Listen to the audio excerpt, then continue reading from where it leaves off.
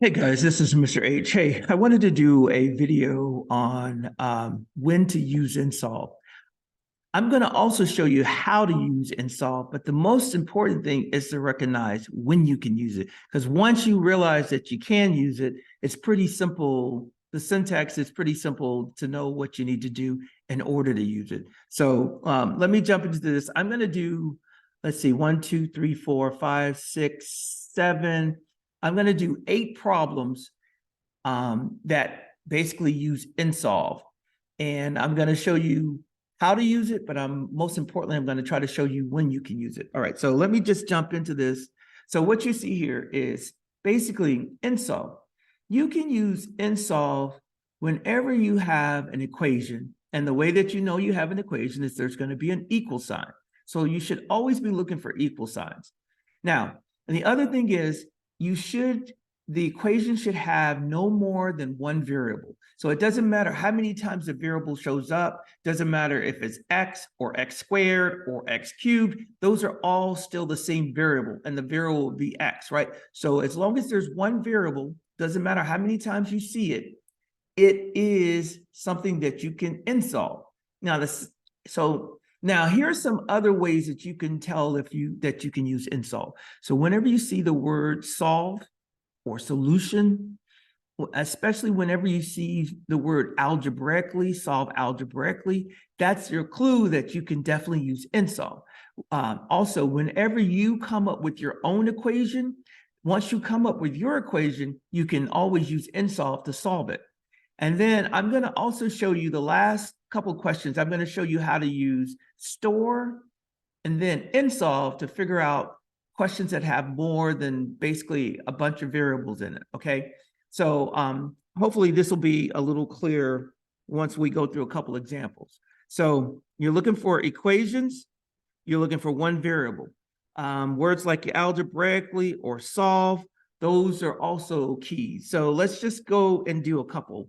So this first one, down at the bottom, number 7, you should see, okay, here's the word solution, but it also has an equal sign and it has one variable. So that should be your clue. Oh, I can nSolve this. So now here's how you do it. Let me go get the calculator and get that set up. Okay. So what we're going to do is we're going to do menu 31 because that's nSolve. And then we're just going to type in this entire equation exactly like we see it, parentheses and everything. So it's going to be 2 plus 3 times parentheses 2a plus 1, close the parentheses, then you put the equal sign. It's got to be an equal sign in there. Don't forget that 3 parentheses, a plus 2, close the parentheses. Now, last thing, always, and this is going to be inside the final parentheses. It's always going to be comma, and whatever the variable is that you're solving for. In this case, it's a. So we just press enter, and it tells us that the answer is 0.33333333 repeating.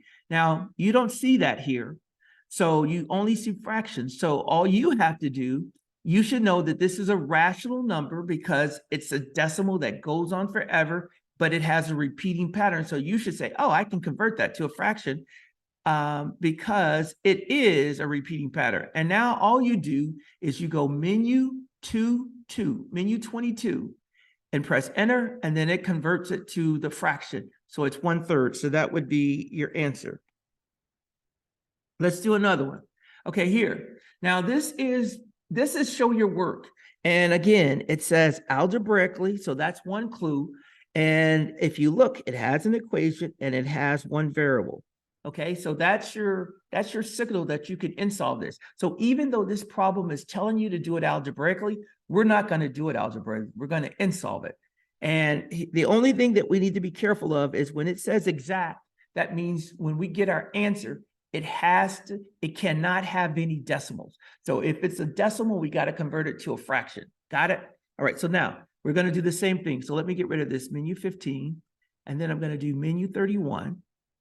And then I'm just going to put in the equation. So it's going to be 6 minus control divide. It's going to be 2/3. And then we have x, parentheses, x plus 5, and then this equals 4x, and then it's comma x. Then I press enter. So I get this decimal. Now, this problem came from the benchmark. A lot of students didn't recognize that this was a repeating decimal, but it is. If you look at it, let me make this a little larger. If you look at it, actually, I need to make it.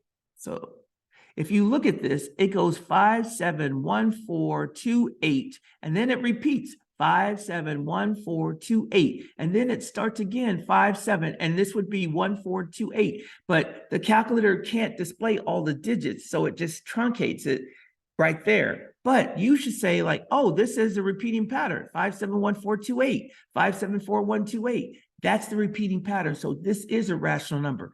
Anyway, we can convert this to a fraction. If you do menu 22, it will convert it to a fraction. So the answer would be, so let's go back and figure this out. So this is going to be x is equal to 4 over 7, and that would be your answer. Now, this is a 2-point question. This is a 2-point question. So if we did this, we would get 1 point, and that's okay. The goal is to get as many points as possible. Now, let's go to the next one. All right, so this is a quadratic equation, and they want us to find the answer to the nearest tenth. So basically, we got x squared plus x minus 5 equals 0. It's got the keyword solve, but it also has an equation, and it has one variable. It doesn't matter that there are different, one has an x squared and one has an x. It's still one variable. So now we can nSolve. So I'm going to do menu 15, get rid of this. And then we're going to do menu 31, and we're going to nSolve it. So this one is x squared plus x minus 5 equals 0. And then I'm just going to comma x, boom, press enter. And so that's our answer, 1.79. They said to round to the nearest tenth. So if we said 1.79, the tenth place is the 7. So this would be 1.8. We would round it up to 1.8. Now, here's most of you on the benchmark. This question came from the benchmark as well. Most of you got the 1.8, but what you didn't realize is this has two solutions. When you have a quadratic, you have to check for another solution. So what you can do is, I'm going to do this. Either you're going to start from 100. So I'm going to say equals 100. So this means start searching at 100. Now you see it's the same number. So that means we should go to the other side, to the negative side, and see if we'll find a different solution over there. So I'm just going to copy this, and I'm going to make this a negative and press enter. And so you see my other answer is a negative 2.79. So our other answer is going to be a negative 2.8. So those are our two answers. That's what we need to do. That's what you need to be able to do. If you're solving a quadratic, you got to look for two solutions. Okay, that's that. Okay, now let's go to the next one. Okay, now here's something that we're going to use the nSolve, but we got to do a little bit of a few changes. First thing, let me get rid of this menu 15. Let me get rid of this stuff. Now, here's what I want you to do.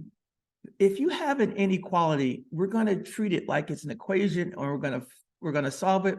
We're going to find the boundary, and then we're going to go back and see which way the inequality should go. So here's what I want you to do first. Let me kind of get this up. I'm going to draw a number line. And the only thing that I really need to put is 0, because that's where that's going to be my key to determine which way the inequality should go. All right, so what I'm going to do, and this is the one time, the exception. This is the one time that I want you to store the number 0. So what I'm going to do is I'm going to store 0 into P, because and then I'm going to press enter, and then I'm going to type in this inequality, and I'm going to see if it gives me a true or a false. So I'm going to do 4P plus 2, and then we got control less than, and then it's going to be 2 times p plus 5, p plus 5, and then I close the parentheses, and then I just press enter. So it gave me a true statement. Now, what this means is when I find my boundary, whatever the boundary is, I am going to be going towards the 0. I need to go towards the 0. So now what we're going to do is we're going to find the boundary number. So we're going to do menu 31, and it's going to be 4p plus 2. Now, this is the key. You're going to change the inequality to an equal. That's the only way that you can use nSolve. And then it's going to be 2 times parentheses p plus 5, p plus 5, close the parentheses, and then comma. And since the variable is p, we put a p in there. So it tells me that p is equal to 4. So that means this is our boundary. Now, the question is, we got p and we got 4. Which way should it go? Well, we know that it should be going towards the 0 because the 0 gives us a true statement. So that's a part of our solution. So you see this? You see which way that arrow is pointing? That's the way our arrow should be pointing. So it should be p is less than 4. If I can put a little line in there to show you that it should be pointing to the left towards the 0. But so our answer would be p is less than 4. That's how you do these if you have an inequality. I'm going to do another one just to make sure you got it. Here we go. Now, this is in the show your work question or show your work section. So if you look at this, you'll see that this is a 2-point question. But what we're going to do is we're going to use nSolve. So I'm going to draw a number line and I'm going to put 0 here. Now I'm going to store, let me get rid of this, menu 15. And then I'm going to store 0 and I'm going to store that into X. Press enter, bam. And then I'm just going to put a negative stack fraction 2 over 3 X. And oops, the X should be up here, X, and then plus 6. And then it should be greater than a negative 12. So I press enter and it gives me a true. So this is true. So no matter where my boundary is, I'm going to be going towards the true, towards the 0. So now I'm just going to do menu 31 to find the boundary number. So this will be a negative stack fraction 2 over 3 X plus 6. And then remember, for nSolve, I'm going to change that to equals. So that's going to be equal, and then it'll be a negative 12. And then I put comma X. And it tells me that the boundary is way over here at 27.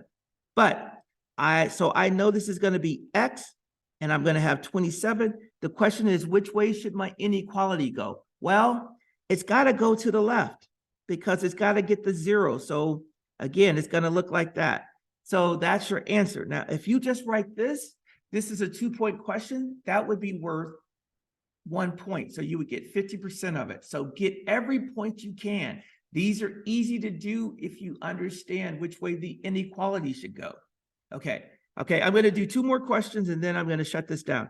Okay, actually, I'm going to do 3 more.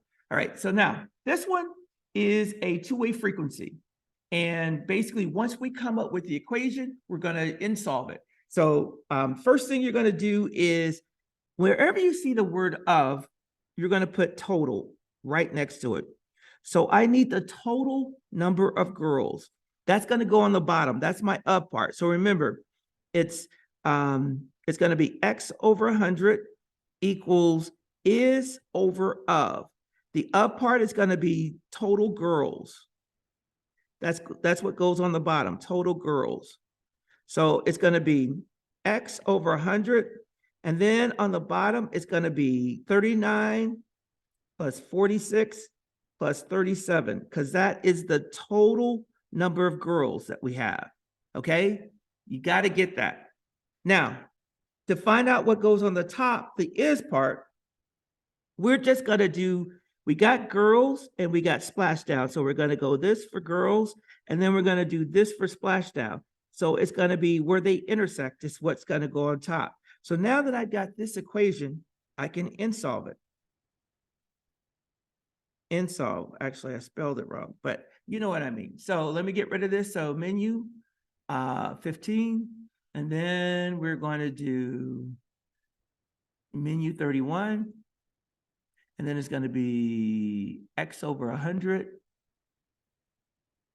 x over 100 equals control divide again, and we got 46. That's where those two, the row and the column intersected. And then on the bottom, I'm just going to put 39 plus 46 plus 37.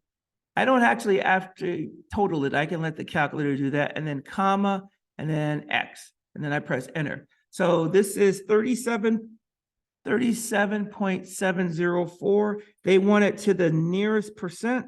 So that means we're going to be here. So you look to the right. Since that's greater than 5, we're going to round it up to 38%. That would be our answer, 38%. Okay, so once you come up with your equation, nSolve it. Now, okay, I'm going to stop here because I think it's long enough. I'm going to make another video on how to do these kind of questions using nSolve.